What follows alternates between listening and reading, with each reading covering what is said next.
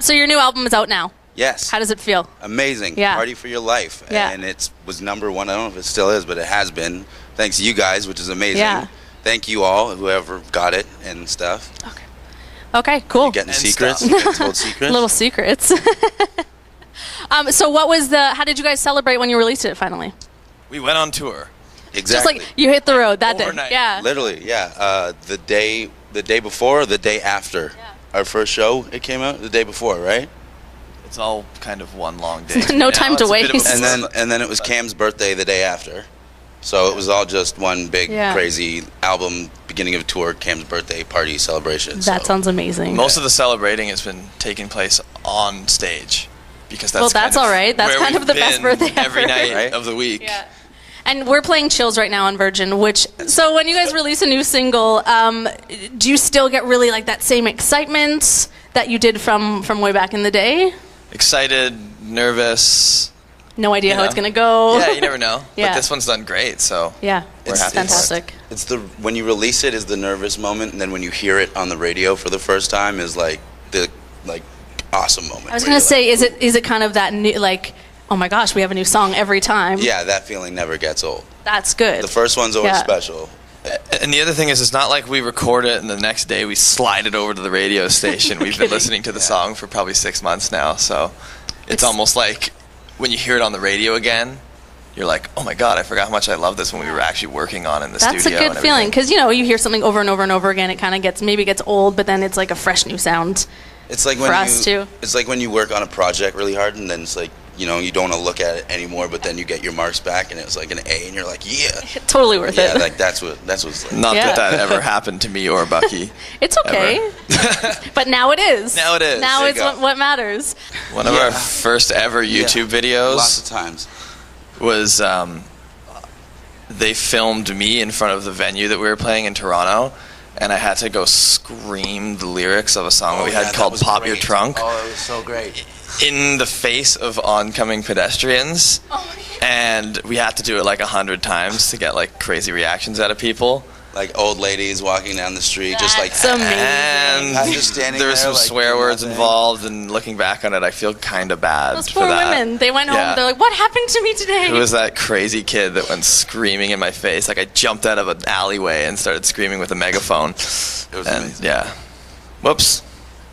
Whoops. I thought it Years was later, great. I thought it was he's great. still loving it. Or there was the Swamp Thing video where we all got in that weird bog, and where were we? Oh, that in was Maryland. Yeah, Maryland. And like, I'm surprised we didn't get like serious ear infections and all Yeah. types of diseases. It was one of those things. We jumped in this lake to shoot some crazy video for some crazy thing we were doing, but we did not check at all about what was the surrounding areas environment like. We just kind of jumped in and then came out smelling gross, and it was like We're from Toronto, so we didn't really understand about stagnant water and the health implications of it. And then everyone on the tour that was from around there kind of was like, "Are you guys crazy?" And we're like, you lived and learned.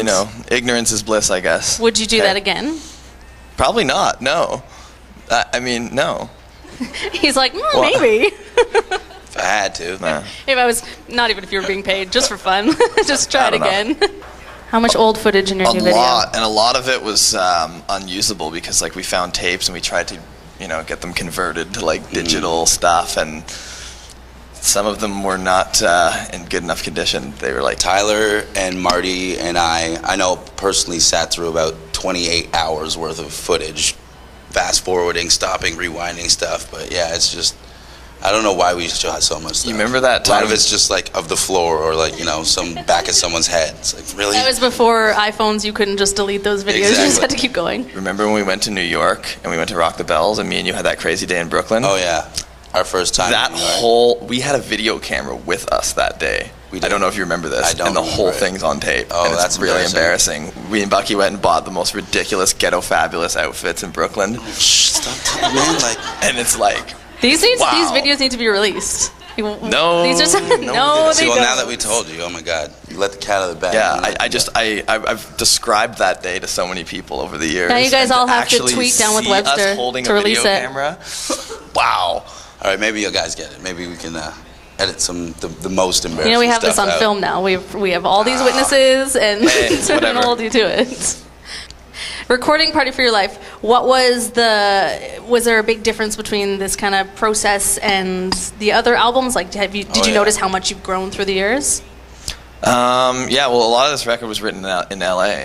So we went down and we went to, like, different studios every day with different producers, and just, like, literally tried a new song every day. And that was new for us, because usually every time in the past it's just been us in a room together, really not working with anyone else but our normal producer who, like, has done all of our other albums. So this was kind of like a first for us, branching out.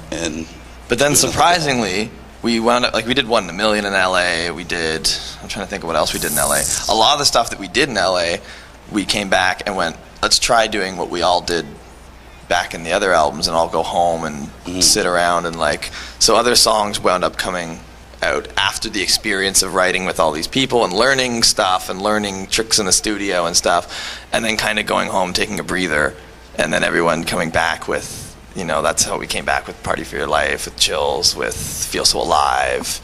We wound up doing a lot of that stuff when we came back from LA. Weirdest fan encounter?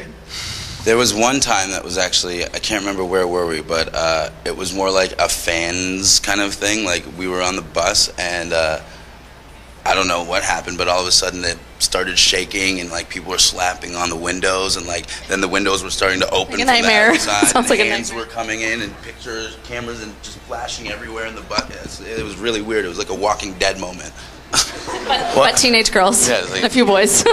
Zombie apocalypse, or are they people just excited? Like, or one time it wasn't a fan encounter, but the Pittsburgh Penguins, like, started, like, they had just gotten booted out of the playoffs, and we were in Pittsburgh, and we were on our bus, and all the power blew on our bus, and we were sitting downtown Pittsburgh waiting for, like, an electrician or someone to come fix the power on the bus, and all of a sudden the bus started rocking and it was going crazy, and we're like, you know, we're not really that popular in Pittsburgh. We just played a little club show tonight. Like, what's going on? And then it finally stopped, and we came out of the bus like, what was that? And then someone was like, did you see, like, the entire Pittsburgh Penguins was just, like storming on a tear after they got booted from the playoffs? So I guess we looked down the street. They had been at a bar, knocked over, and they saw a bus. Yeah, That's wrong. They had no place, idea wrong whose time. bus it was. I'm just assuming they were, you know. Thank God It's we weren't obviously the outside. opposing team. You guys, obviously. Celebrity crush.